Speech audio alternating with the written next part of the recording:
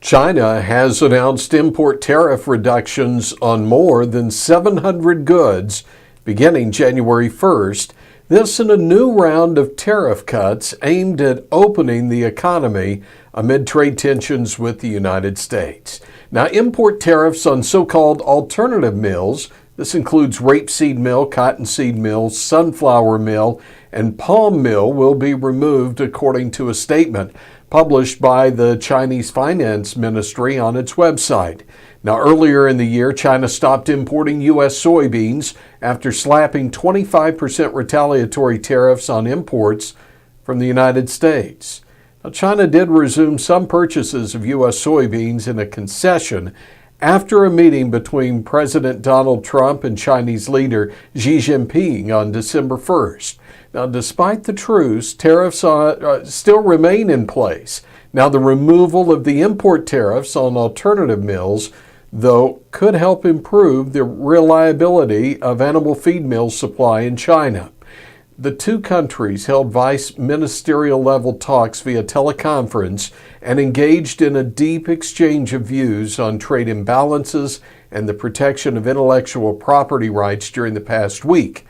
Both issues are still key concerns that the U.S. is pressing for amid the trade war that has engulfed the two countries for most of this year. Now, the two sides have also discussed arrangements for another call and future visits, two countries negotiating stronger Chinese protections for U.S. intellectual property, an end to forced technology transfers, and greater market access to China for U.S. companies. Now, if there's no agreement reached by March the 1st, the U.S. has said they'll proceed with the planned tariff increase from 10 to 25% on $200 billion worth of Chinese goods. We'll stay in Beijing, where African swine fever has now spread to several southern Chinese provinces, with severe and swift outbreaks that have led to the culling of scores of pigs in a country considered to be the world's largest consumer and producer of pork. Now, the disease was first detected in the northernmost regions of China back in August. Virus is extremely deadly to pigs, kills almost every animal that contracts it.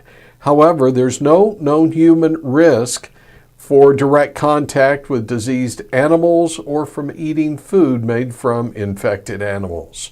China so far has announced they've culled more than 630,000 hogs since the outbreak was first reported.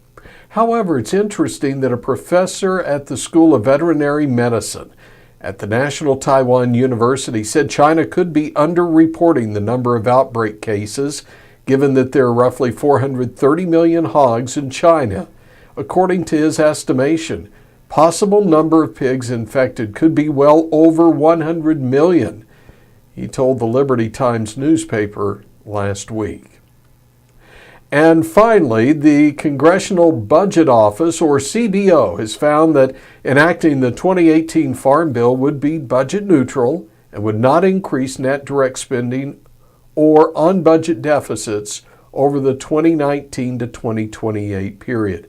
It's a 5-year farm bill, but CBO looks at a 10-year period and says the largest share of projected Farm Bill expenditures belongs to the nutrition title. Projected spending on nutrition programs is $664 billion. It represents over 76% of all Farm Bill spending. Crop insurance, conservation, commodity programs, they account for 23% or $199 billion, and the remaining titles represent just 0.5%. That's $4.3 billion. So over a 10-year period, the outlays for trade programs will grow the most at $470 million, followed by commodity programs at $263 million. Crop insurance outlays declined by over $100 million, and savings of $622 million from other titles, as well as $70 million in revenue, contribute to making this bill budget neutral over the next 10 years. And with another Ag News update, I'm Tony St. James.